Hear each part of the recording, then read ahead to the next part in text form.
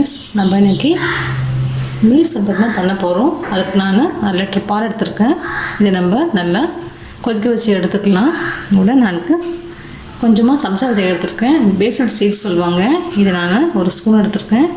இது நம்ம கொஞ்சம் தண்ணி ஊற்றி ஒரு 5 நிமிஷத்துக்கு நல்லா அதை ஊறி ஃபுல்லாக வந்துடும். நம்ம வெயிட் பண்ணுவோம். அதுக்காண்டி நம்ம பாலை காசி எடுத்துக்கலாம். இந்த பால் நல்லா பொங்கி வரட்டும். நல்லா திக் பால் எடுத்து, தண்ணி இல்லாமல் திக் பால் எடுத்துக்காங்க. நல்லா பால் நல்லா கொதித்து இன்னும் கொஞ்சம் குறையணும், திக்னஸ் கிடைக்கணும். நம்ம வெயிட் பண்ணுவோம். பால் நல்லா பொங்கி வரட்டு நம்ம இலக்கிட்டே இருப்போம்.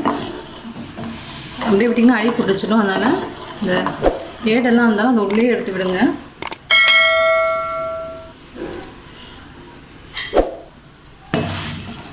சிம்மில் வச்சுக்கோங்க. 20 நிமிஷம் நல்லா குக் ஆகணும். அப்போதான் உங்களுக்கு நல்லா திக்னஸ் கிடைக்கும். பால் ஆடையெல்லாம் உள்ளே விட்டுடுங்க. நல்லா கொதிச்சு வரட்டும். நம்ம இதில் சர்க்கரையை ஆட் பண்ணிக்கலாம். 1/2 கப் சர்க்கரை நான் சேர்த்துக்கிறேன். இந்த ஸ்வீட் தகுந்த மாதிரி நீ ஆட் பண்ணிக்கோங்க. நம்மளுடைய பால் நல்லா ரெடி ஆகிடுச்சு. நம்ம இதை ஆஃப் பண்ணிக்கலாம். இன்னும் திக்காக வேணுனாலும் நம்ம திக் பண்ணிக்கலாம். இது இந்த ஆடையெல்லாம் உள்ளே போட்டு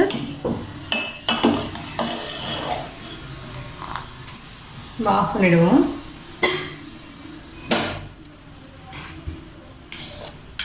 இப்போ நம்ம இதில் இந்த சப்ஜா விதைக்கெலாம் நம்ம சேர்த்துக்கலாம்.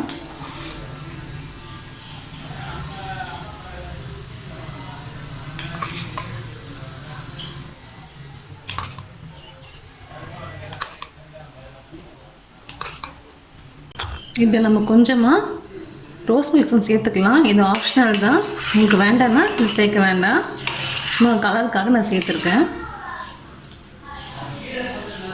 இது நல்லா ஆறட்டும். ஆனதுக்கப்புறம் ஃப்ரிட்ஜில் வச்சுட்டு நம்ம சில்லுன்னு குடிக்கலாம். வெயிட் பண்ணுவோம்.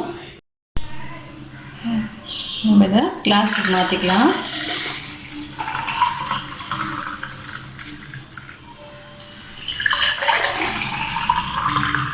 நாம் இது மேலே கொஞ்சமாக முந்திரி நான் துருவி வச்சுருக்கேன். அதை போட்டுக்கலாம். நம்மளுடைய பால் சர்பத் ரெடி ஆகிடுச்சு. நீங்களும் செஞ்சு பாருங்கள். உங்கள் கமெண்ட்ஸ் சொல்லுங்கள். ரொம்ப ஈஸி. நம்ம பால் மட்டும் தான் யூஸ் பண்ணியிருக்கோம். ரொம்ப சிம்பிளான இந்த வெயிலுக்கு ஒரு சில்லுன்னு குடிக்கக்கூடிய ஒரு ட்ரிங்க் தான். செஞ்சு பார்த்துட்டு உங்கள் கமெண்ட்ஸ் சொல்லுங்கள்.